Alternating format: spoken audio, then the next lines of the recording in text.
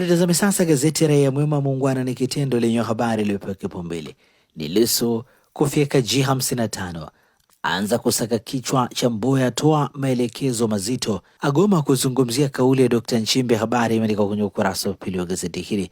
Habari picha inamuonesha Catherine Roge, Julius Mwita pamoja na Grace Kiwelu. Undani wa taarifa hii ni katika ukurasa wa pili wa gazeti hili. Gazeti hili imeandika Profesa Kitila abebeshwa CCM, ajichimbia na mkakati wa kusuka ilani ya kumnadi Samia. Habari katika ukurasa wa tatu. Watekaji kizimbani, habari imeandikwa kwenye kurasa za ndani za gazeti hili. Rais Samia kuzuru kiwanda cha mafuta, habari katika ukurasa wa 4 wa gazeti hili. Jeshi la polisi tumejiandaa kwa uchaguzi, habari katika ukurasa wa 5. Mavunde aipa kampuni ya madini siku 30, habari katika ukurasa wa 6. Simba dhidi ya Almasri hapatoshi, habari katika ukurasa wa 20. Na hivi ndivyo ambavyo limeandika gazeti Raia Mwema. Muungwana na kitendo. Pata nakala yako, some kwa ndani zaidi.